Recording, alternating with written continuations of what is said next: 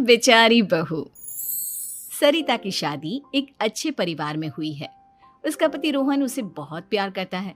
घर में उसकी सास शांति और ननद मीनाक्षी भी है, जो सरिता के किसी काम में दखल अंदाजी नहीं करती। लेकिन फिर भी सरिता को ऐसा लगता है कि दुनिया की सबसे ज्यादा बेचारी बहू वही है और सबसे ज्यादा अत्याचार उसी पर हो रहा है। माँ जी, ये लीजिए आपकी चाय। अरे बहू, तूने इतनी ज्यादा चीनी क्यों डाल दी चाय में? हाय हाय माँ जी, मैंने तो उतनी ही मीठी बनाई है जितनी मीठी आपको पसंद है। माँ जी, आपको तो मेरे हाथ की चाय अच्छी ही नहीं लगती। जब देखो कुछ न कुछ कमी निकाल ही देती हो। अरे बहू, तू एक बात के पीछे ही पड़ जाती है। मैंने ऐसा कब कहा कि तू रोज चाय खराब बनाती है? सरिता अपने कमरे में चली जाती है और फोन उठाकर अपनी माँ से बात करती है।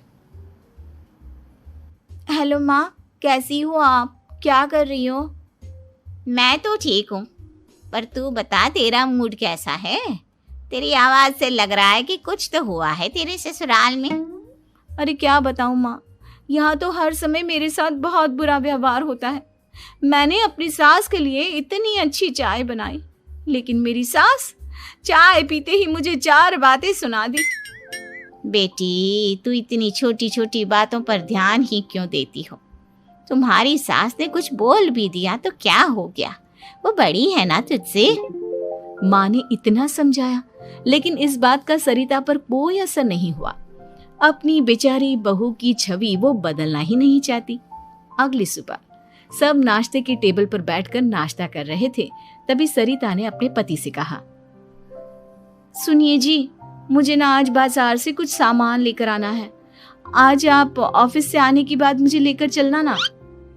भाभी, मुझे भी कुछ किताबें खरीदनी है। आप दोनों जा ही रहे हो तो मेरी किताबें भी ले आना। लो, अभी तो बात ही की है बाजार जाने की तो एक फरमाइश आ गई। माँ जी, आप भी बता दो कुछ, और हाँ, मोहल्ले वालों से भी बोल दो अगर वो कुछ मंगवाना चाहते हो तो। बेचारी मीनाक्षी अपना सा मुंह लेकर रह गई। ये सब देखकर रोहन से चुप नहीं रह गया और वो गुस्से में बोला, सरिता, क्या हो गया है तुम्हें? मीनाक्षी ने तो सिर्फ किताबों के लिए बोला है। तुम्हें मीनाक्षी से इस तरह से बात नहीं करनी चाहिए। माफी मांगो उससे अभी। क्या? मैं माफी मांगू? दिन भर आपके घर के काम करूं मैं, आपकी और आपके घर वालों की बातें सुनूं मैं, और अब माफी भी मैं मांगू? ऐसा कभी नहीं हो सकता।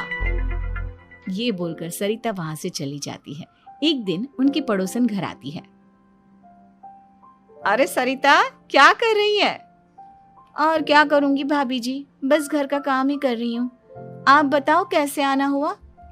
अरे मैं तो तुम्हारा हालचाल पूछने आई थी, लेकिन तुम तो बिजी लग रही हो। कोई बात नहीं, मैं बाद में आ जाऊंगी। और क्या करूं भाभी जी, जब से शादी होकर आई हूँ ना, बस काम ही कर रही हूँ। और इस घर में ना कोई मेरी कदर नहीं करता। पति है जो बस घर से ऑफिस, ऑफिस से घर। ननद को तो कॉलेज से फुर्सत नहीं। बची सास तो उनका सारा समय मेरी गलतियां निकालने में लग जाता है। अरे ये क्या कह रही हो सरिता? तुम्हारी सास तो पूरे मोहल्ले में तुम्हारी तारीफ करती फिरती है कि तुम बहुत अच्छी हो, पूरा घर तुम्ही ने संभाल रखा है। हाँ तो क्या हुआ, इसमें गलत क्या कहती है? सच्ची तो कहती है। मेरी मर्जी के बिना इस घर का पत्ता भी नहीं हिलता। शाम को जब रोहन घर आया तो उसने सबसे कहा, कल हम सबको मौसी जी के घर जाना है। उनकी बेटी की शादी है। सब अपनी अपनी पैकिंग कर लो, सुबह होते ही निकल जाएंगे। और सरिता, तुम कान खोलकर सुन लो, वहां जाकर किसी की बुराई भलाई शुरू मत कर देना, नहीं तो मुझसे बुरा कोई नहीं होगा। हाय हाय जी, आप तो ऐसे कह रहे हो जैसे मैं सुबह शाम सबकी बुराई करती फिरती हूँ। आज तक कोई कह नहीं सकता कि मैंने किसी की पीठ पीछे किसी के बारे में कोई बुरी बात बोली हो तो। अरे बस बहू, बात को और ज्यादा आगे मत बढ़ा। हमें सब पता है तो हमारे साथ क्या व्यवहार करती है। ये बात घर तक रखना, शादी में किसी को कुछ मत बोलना, नहीं तो सब कहेंगे कि शांति की बहू कितना बोलती है। हाँ हाँ, सब कुछ तो मैं ही बोलती हूँ ना। आप लोग तो हर समय फूलों की बारिश करते रहते हो मेरे ऊपर। सारी गलती मेरी है जो मैं इस घर में आई। सबका कितना ध्यान रखती हूँ, लेकिन फिर भी मेरी तो आप लोगों की नजर में कोई कदर ही नहीं है। अगली सुबह सब लोग मौसी जी के घर पर चले जाते हैं। वहां पर शादी का माहौल होता है, सब जगह चहल पहल होती है, बहुत सारे मेहमान आए हैं। सरिता को वहां बहुत अच्छा लग रहा है। वो अपने मन में सोचती है, यहाँ कितना अच्छा लग रहा है, कितनी रौनक है। मैं यहाँ किसी से ज्यादा बात नहीं करूंगी। अगर मेरे मुंह से कुछ ऐसा वैसा निकल गया तो रोहन जी तो मुझसे गुस्सा हो जाएंगी। सरिता ये सब सोच ही रही थी कि वहां रोहन की कजिन साक्षी आ गई और सरिता से बोली, आप सरिता भाभी हो ना? जितना आपके बारे में सुना था आप तो उससे भी ज्यादा सुंदर हो। हाँ वो तो है, मेरी सुंदरता की तारीफ सब करते हैं। मेरे मायके में तो सब यही बोलते हैं कि रोहन जी की किस्मत बहुत अच्छी है जिन्हें मैं मिली। लेकिन आप कौन है? मैंने आपको पहचाना नहीं। मैं रोहन भैया की कजिन हूँ। आपकी शादी पर नहीं आ पाई थी ना, इसलिए आप मुझसे मिली नहीं कभी। शांति मौसी और मीनाक्षी आपकी बहुत तारीफ करते हैं। क्या कहा तुमने? मेरी तारीफ? कभी नहीं। मेरे ससुराल वाले कभी मेरी तारीफ कर ही नहीं सकते। मैं इतनी अच्छी हूँ, मेहनती हूँ, लेकिन उन्हें तो मेरी कदर ही नहीं। सारा दिन घर का काम करती हूँ, फिर भी मेरी सास ना मुझे सुनाती रहती है और पति भी मेरी सास की साइड लेते हैं। ना कभी बाहर ले जाते हैं, ना कहीं घुमाने। अगर घुमाने के लिए कभी बोल भी देना तो उनकी बहन बीच में आ जाती है। मैं कैसे रह रही हूँ उस घर में ये मैं ही जानती हूँ।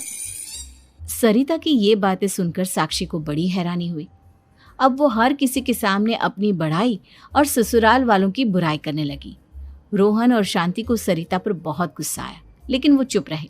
अगले दिन जब वो अपने घर पर आए, सरिता, तुमने क्यों सबके सामने मेरी इज्जत का तमाशा बनाया?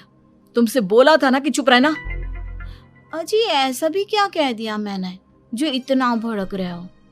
तुम जहां जाती हो अपना रोना शुरू कर देती हो, कभी किसी दूसरे की बात ही नहीं सुनती, बस अपनी कहती रहती हो। तुमने सबके सामने हमारा तमाशा बनाकर रख दिया है। हे भगवान, मुझे अपने पास बुला ले। जिस घर में मेरी कदर ही नहीं उस घर में मेरा क्या काम? अरे क्या करूंगी मैं यहाँ रहकर?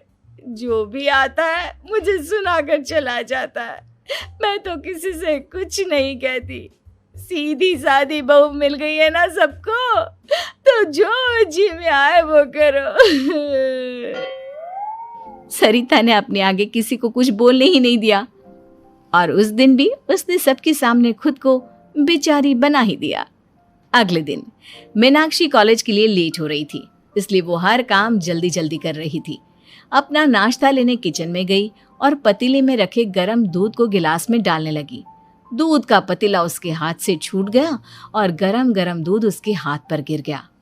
ओए माँ, हाय मेरा हाथ, माँ मेरा हाथ जल गया। मीनाक्षी की आवाज सुनकर सरिता दौड़ती हुई आई। ये क्या किया तुमने? तुम्हें नाश्ता चाहिए था तो मुझसे बोल देती, मैं क्या मना करती थी? अब पता नहीं कितने दिन की मुसीबत पाल ली तुमने। सरिता मीनाक्षी को उसके कमरे में ले गई और उसका बहुत ख्याल रखा। उसका इस तरह से ख्याल रखना शांति और रोहन को थोड़ा अजीब लगा। माँ, सरिता के दिमाग का भी कुछ पता नहीं। कल शादी में सबको इतना कुछ बोल कर आई है हमारे बारे में, और अब मीनाक्षी की कितनी अच्छी देखभाल कर रही है। ये ऐसा क्यों करती है? बेटा, तेरी बीवी की ना आदत हो गई है सबके सामने खुद को बेचारी दिखाने की, और आदत इतनी जल्दी नहीं बदलती। जब ये बोलना शुरू करती है तो रुकने का नाम ही नहीं लेती, इसलिए इसे पता ही नहीं चलता कि ये किसके सामने क्या बोली जा रही है। लेकिन दिल की बहुत अच्छी है। हमें भी अपना दिल बड़ा करके ये जैसी है इसे स्वीकार करना चाहिए।